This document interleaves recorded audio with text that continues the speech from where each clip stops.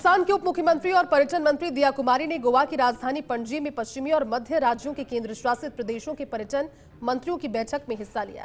राजस्थान पर्यटन को लेकर दिया कुमारी के उद्बोधन से सभागार में मौजूद अन्य राज्यों के पर्यटन मंत्री काफी प्रभावित नजर आए। लगे हाथ दिया कुमारी ने अन्य राज्यों के प्रतिनिधियों से परस्पर टूरिज्म को बढ़ाने का भी आह्वान किया। गोवा के पणजी में पर्यटन मंत्रियों की बैठक का आयोजन हुआ, जिसमें विभिन्न राज्यों के पर्यटन मंत्रियों के साथ प्रदेश की डिप्टी सीएम और पर्यटन मंत्री दिया कुमारी ने भी शिरकत की। इस दौरान बैठक में राजस्थान में पर्यटन के क्षेत्र में नवाचार, पर्यटकों की सुविधा बढ़ाने, सांभर और खींचन को विकसित करने, धार्मिक और सांस्कृतिक पर्यटन को बढ़ाने जैसे कई विषयों पर चर्चा हुई। उप मुख्यमंत्री और पर्यटन मंत्री दिया कुमारी ने कहा कि राजस्थान को पर्यटन का सिरमौर बनाने के लिए पर्यटन के ढांचागत विकास का कार्य सघनता से किया जा रहा है। उन्होंने कहा कि मंदिरों और धार्मिक स्थलों का नवीनीकरण किया जाएगा, जिसमें मरम्मत, आगंतुक सुविधा में वृद्धि और पहुंच में सुधार पर ध्यान केंद्रित किया जाएगा।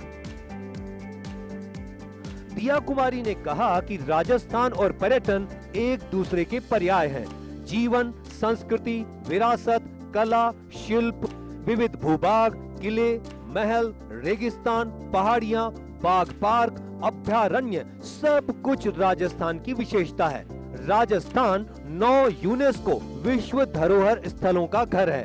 यहाँ 6 विश्व प्रसिद्ध पहाड़ी किलों सहित 4 राष्ट्रीय उद्यानों और 25 से अधिक वन्य जीव अभ्यारण्यों के साथ एक समृद्ध सांस्कृतिक और वन्य जीवन अनुभव प्रदान करता है। राज्य में थार रेगिस्तान से लेकर हरे भरे अरावली पर्वतमाला के विविध परिदृश्य, लोक संगीत और नृत्य की समृद्ध परंपराएं, मसालेदार और विविध व्यंजनों का स्वाद और गर्मजोशी भरे आतिथ्य का अनुभव है, जो इस क्षेत्र की विशेषता है। राजस्थान पर्यटन के सभी प्रकार के यात्रा कार्यक्रम और बजट वर्गों को पूरा करता है।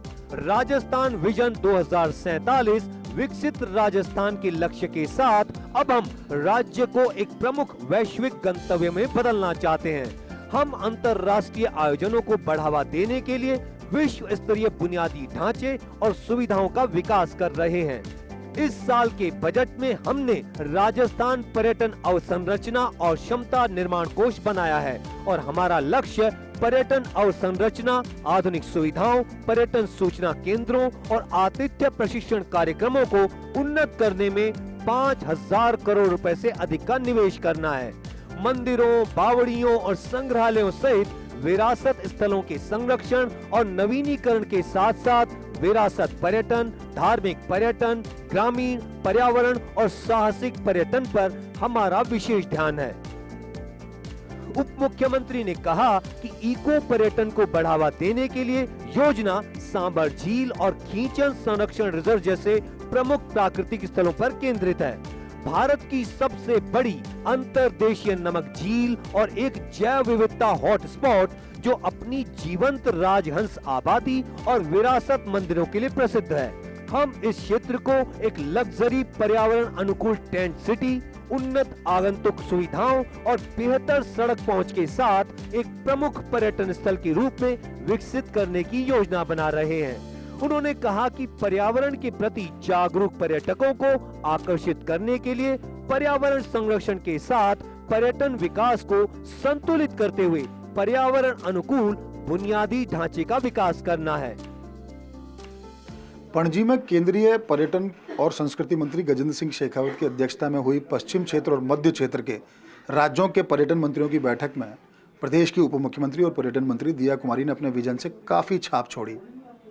सब उनके विजन से प्रभावित थे और दिया कुमारी ने भी न केवल राजस्थान के पर्यटन उत्पादों की पूरी श्रृंखला पर चर्चा की, वरन ये भी बताया कि क्यों पर्यटकों को राजस्थान आना चाहिए।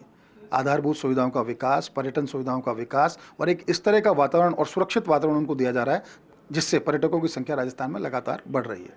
कैमरा पर्सन साहिल के साथ Nirmal Tiwari, first India news, Jaipur.